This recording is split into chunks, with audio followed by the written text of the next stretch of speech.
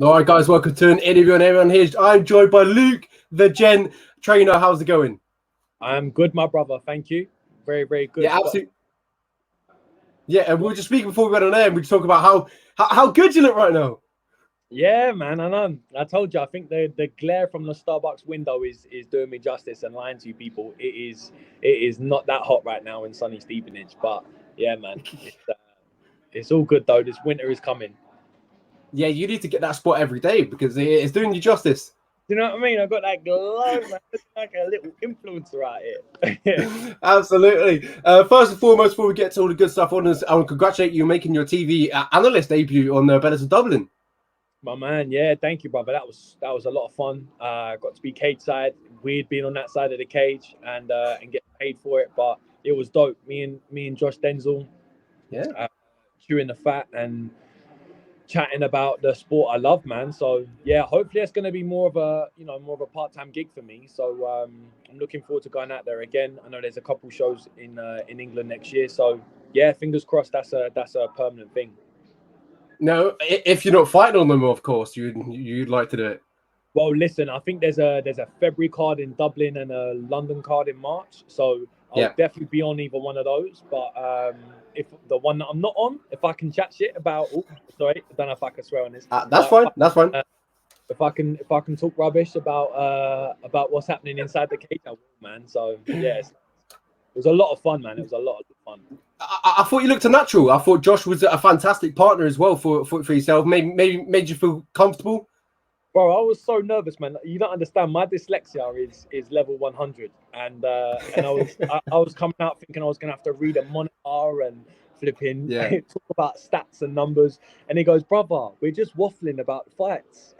He was like, "You do this every day. Just tell me how he should get this choke, or if he punch him in the head right." And he lined up all the questions for me perfectly. And then I hit him out, and that was it. So no, it worked really well. I think they were really happy with the chemistry. And like I said, I'm looking forward to doing it again. Fingers crossed I can start traveling more and more for it. So yeah, should be fun. Yeah, as I talked about, I thought you looked natural, and I thought the chemistry was fantastic. You were flowing, and obviously I'd like to see you do it again as well. Obviously, talked about that Bellator Dublin card in February. Sure. Yeah, I mean I don't think any cards been announced or anything like that for Feb yet. I'm not sure, but if I'm not on the London card, then hopefully I'd be in the Dublin card. I know there's a couple of fighters out there in Europe that some of them are from Ireland, and just some other European guys that can get the smoke. So and I love fighting in Wembley, but Dublin was cool. So yeah, either or, I'm happy with. Yeah, the atmosphere over there in Dublin is absolutely immense. So I presume you were feeling it, and you were like, "Wow, maybe I'd like to step in cage here." Listen, when Peter Quilly come out and they were singing his song, oh my goodness! And then flipping, I think it was round 3 or something when Benson did a great job of controlling him, and all of a sudden they started singing his walkout song, and it was like he was rising from the ashes just from the volume of the music, man. It was I've been to dope crowds before, but that was by far, obviously being inside the crowd like that, it's a bit different to hearing it from in the cage. But it was electrifying, man. It was nuts. Not to sound corny, but it genuinely did give me goosebumps. So yeah, if I could get a piece of that, dope. But bro, if you've ever been to Wembley, I don't know if I know you were there for the thing, but I'm not too sure where you are during the fights. But near cage side, near cage side. So when MVP walks out and they're like, brother. Yeah. Mate, when I say goosebumps for that too, so it don't bother me. And also, I fought with no crowds. You know, I fought in Italy during the pandemic when there was like 50 people in a flipping 1,000-seat arena, wherever it was. So it doesn't bother me fighting wise, but to talk amongst it, it was dope. Yeah, well, let's talk about the fight in your return, November 29th. You talked about war is coming. So how excited are you to fight? Sorry? October 29th, not November 29th. Oh, October 29th. Sorry, October 29th. How excited are you to fight? Like, it's either 10 days or a month away. So I keep thinking it's November. I'm so sorry. I keep thinking it's November. I'm ahead of myself. October 29th. Sorry. How excited are you to fight? Brother, I cannot wait, man. I cannot wait. I've made a lot of changes in my camp, physically and mentally. This is the most I've been prepared ever. Yeah, I can't wait. This is the most violent I've ever felt. I'm gonna run through this, man. I think I'm gonna get the finish in the first round. If not, I will finish him within 3. And yeah, I'm excited. Yeah, you're fighting an Argentine, a veteran. He's 14 fights deep inside his career. You talked about there, you want to get a finish in the first round, so that's how you see it going on October 29th. 100%. Yeah. If I was to put money down on myself, which apparently I'm not allowed to, but if I was, I'd bet money. I'd bet money by TKO in the first round. But like I said, it doesn't matter. I'm prepared to go 15 minutes. I'm prepared to have a 15-minute war. But I'm going to finish him within 3. So if you wanted to make some extra money, do it in the first. If not, then but it's going to be a war. This guy's going to come to scrap. He's a dope fighter. His striking's really, really high level. Comes from a K1 background. He's got great grappling too. You know, his body lock takedowns are cool. He's got good clinch work. But yeah, I'm gonna be too much for him. Mentally, I'm prepared to die in there, and I'm prepared to kill in there. So I'm ready to go. Yeah, you're pretty much answering all my questions. Who knew Luke Trainer is a good talker on the mic? That was it. My question was, what you expecting ultimately from Lucas? Yeah, I'm not. I mean, listen, I'm expecting that. He's a very heavy striker. I know what he's good at. I don't want to talk about it too much, just in case anyone from his camp is watching. Yeah. But listen, I've watched his fights. No lie, I've watched every single fight I could find on YouTube, on Facebook, on Instagram, blah blah blah blah blah. I've got them all screen recorded on my phone, just in case he thought about it down, which guys have done in the past. And no lie to you, I've watched a fight of his, if not multiple fights, every single day for the past 6 weeks.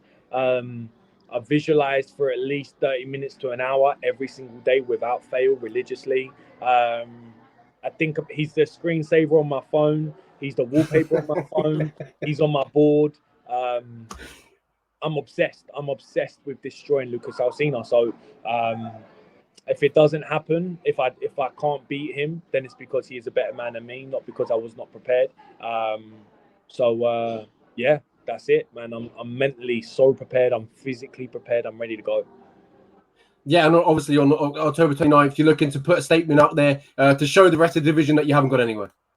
Yeah, 100%. I lost. I think I lost. I would say I lost a lot of respect for myself after the last fight. I made a lot of mistakes. I didn't listen to certain people, and I paid the price for it. I was a punch bag for round 2 and 3, and I got myself into a really dark place after that fight.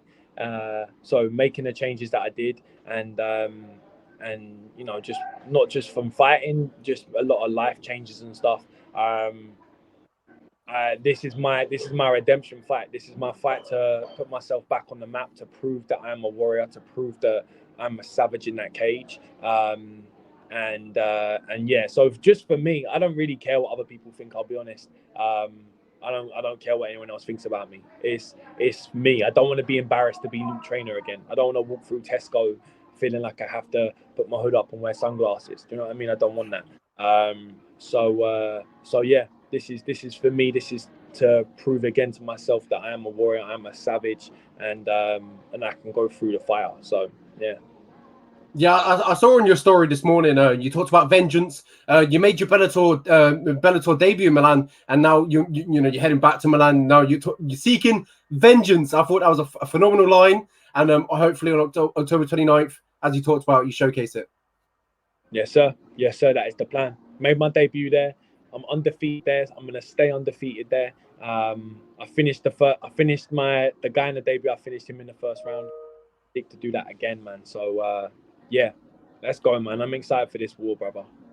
Yeah, an absolute cold-blooded statement. It's a fantastic fight for you, Luke Trainer. I feel like you're going to really go out there, showcase what you're all about, and obviously you said there that you're not going to be ashamed to walk around in Tesco's with your head up or down.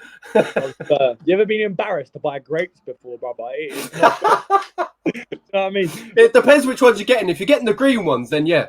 Bro, wait, little tip for you. If you go to Tesco right now, they've got some candy floss grapes. Ridiculous, bro. life. Honestly, Can candy floss. Chuck freezer, you've got candy floss grape ice lollies. Fun fact for you, little life hack. Don't have an ice lolly anymore. Make some grapes. Okay, so a little bit off track there, but I will check them out. I will check them out. But one more last thing about the fight. What obviously you talked about the statement, getting that finish in round one. You're looking out there to go out there and put them away. But what are you proving to yourself? Is there anything that you're proving to yourself on the night? I'm not proving anything to myself. No. I know what I can do. I know what I'm capable of. It's just solidifying that in my brain again. Just like I said, man, everyone goes through their dark times and that, and I've had my fair share. So it's weird how a battle like this can put me into a good place, but I know it will. Do you know what I mean? So it's so no, I'm not proving anything to myself. I'm doing this for me. And at the end of the day, I want that paycheck. It sucks to get half your paycheck. So I'm gonna go out there, finish him, reap all of my rewards that I'm gonna receive, and then it's just on to the next. After that, it's just business as usual again. We go to war next week on Saturday. We chill out. I spend some time with my family, my loved ones, my dog, and then we go to war again on another date. So. Yeah, absolutely. Quickly, last thing about the last fight. What have you taken away from? Obviously, you talked about the last fight is probably the best thing that's going to happen to you, because obviously now you're going to learn from it, and then you're going to go into other fights, maybe looking differently at a fight. So I feel like from now on, when you fight, I feel like we're going to see a different type of animal inside the cage. Yeah, I agree. I think I've had moments in certain fights where I've shown my full potential, and hopefully I can do that every single time. But listen, some nights you have bad nights. Everyone talks about it. Some nights you have bad nights. The key is to win on a bad night, and I didn't do that. So I'm gonna go out there. I'm gonna go out there and have a phenomenal night. I'm gonna go out there and put this man away, and then it's on to the next. And then I keep climbing. Uphill I climb. Uphill I climb. Uphill I climb. So. No, we're going for everything, man. I just got to get this man out of the way first. Absolutely, I know that's been the story. I've seen it all over your Instagram, uphill. Yeah. So obviously, getting back to where you was, but I still think, obviously, you are still a fantastic prospect inside the division. You just obviously need to put yourself back out there, and I think on October 29th, no doubt, you will do that. You will get the finish. But we'll move on. Your dad is a massive part to your whole career. He's always with you. I presume he'll be there with you in Bellator Milan. But I'm intrigued to know. I know dads are sometimes harsh of what they say. What did he say to you after that fight? Did he give you a bit of a little jab to the left? No, he was nothing but, well, listen, he was nothing but supportive. I'm not saying he wasn't mollycoddling me by any point, but he refused to go back to the hotel room. He wanted to be there with me at the hospital, all the surgeries and all that sort of stuff. Listen, my pops is my right hand man. Do you know what I mean? And yeah. We'll be together at fights until the day one of us drops. So he's there for me. He's always supporting me. He's always telling me what I need to hear. Sometimes it's not what you want to hear, but it is what you need to hear. And he'll be there with me on fight night. Him, my mum, my sister, my girl, my loved ones, flipping my dog. They've all helped me massively during this fight, man. So I owe a lot to my supportive circle. I owe a lot to the people around me, and I'm gonna do them all proud and get the finish. But yeah, man, you'll get to chat to Pops when you're there, 100%. Yeah, he's absolutely phenomenal. When I got to speak to him in London, you can see that obviously how well connected you two are, and how he's helped you throughout your career. Yeah, I'm super lucky. Growing up, I know a lot of my friends, a lot of people around me didn't have any dads, let alone a dad like mine, and a mum like mine. So, and a sister like mine. Listen, my brick, our family, we call ourselves the brick. You know what I mean? We're four sides strong. So, a lot of people aren't as blessed as I am, and I'm very grateful for that. The work that they do to try and make sure the kids in care around us get the same support and stuff. That's super important to them, super important to me and my sister, and it just shows how good a human beings my mum and dad are. Do you know what I mean? The way, I can't express enough about about how good humans my mum and dad are, man. I'm very, very lucky. Yeah, absolutely phenomenal. Absolutely incredible what he's doing. But I want to talk about one of the most important members, the K9. How's he doing? Mr. Tybo himself. Yeah, he's good, man. He's about 16 months now. He must be huge now. Yeah, he's huge, man. He's huge. Big, bulky boy. Yeah, no, he's good, man. He's good. My other little my left hand man. Yeah, he's solid, man. I love dogs. I'm trying to get another one, but flipping, everyone's telling me not to, and I'm supposed to listen to people now. So it's yeah. Once my boy's fully trained and he's got out of his little terrible 2-stage, I'm gonna get another one, or I'm gonna breed him and get a couple more pups for myself. So yeah, I love him though, brother. Honestly, if I could be in a world of dogs and not have to speak to a human again, I'd be happy. Yeah. It's true. I'm sorry, guys. Absolutely phenomenal. Obviously, my last few questions, as I talked about, I was looking through your Instagram, and I remember this series you done back a while ago, cooking with the Gen. When's it going to return? Yeah, I don't know. The lady before you, Nicole, just asked me the same thing. It's coming. It's coming. Listen, don't act like I'm bringing in huge numbers for the show. Do you know what I mean? I get the same flipping 20 viewers every time, but I do enjoy it. It's fun. It's a way just to engage with my friends and family and stuff on socials, and a fun way for me to just put myself out there and also teach people how to cook, I guess. So yeah, it's coming back, but I'm in no rush right now. It'll be there sometime. Yeah, I think I need a few lessons myself, to be honest. Brother, listen, it's coming. And right now I'm eating nothing but flipping boiled chicken and broccoli, I guess. But soon after, once I can eat good stuff again, I want to put some naughty dishes on there. Just bought myself an air fryer, and boy, you can make some real disgusting stuff with an air fryer. So that's brilliant. So yeah, I saw something like an Oreo fried custard cream, and I was like, raw, people are living good. So yeah, that stuff's gonna come. I think I might wait until I can give people what they actually want. Yeah, and like I don't know, Dead or White has its Fuck It Friday, and you could do the Gent Thursday or something. I don't know. Yeah, man. Do you know what I mean? Yeah, we'll maybe work on the name, but a little bit. Yeah, a little bit. Something like that. But yeah, no, I'd be down to challenge Mr. White. Maybe I'll get Scott Coker to jump on board, and we'll see. But yeah, man, no. So that stuff's gonna come back. The cold picks come every now and then. I like that, and I've made a few people some money. I think I'm one of like the 3 people in the world who bet on the Amanda Nunes fight against Penna, and I bet Penna to win, and I got a nice little paycheck. So yeah, I'm not Mystic Mac. I lose more than I win, but and the rule is you only use 1 Starbucks amount. So this is a £4 latte, because I'm a bougie white boy now. But but yeah, so you only bet the price of a latte, and then you don't end up, losing your house. So. Well, you put yourself on the spot there. You talked about having that good pet. So I want to talk about the 3 fights this weekend. Then go on. Let's give them the fans who you think is going to win. You got in the main event, Oliveira versus Islam Makhachev, Aljamain Sterling versus TJ Dillashaw, and obviously Sean O'Malley versus Peter Yan.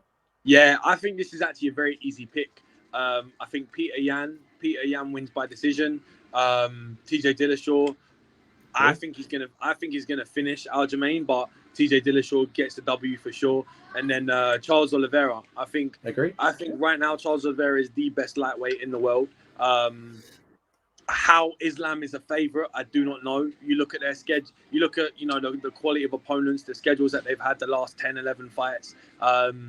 Yeah, man, I think Charles, TJ, and Peter Yan gets the W.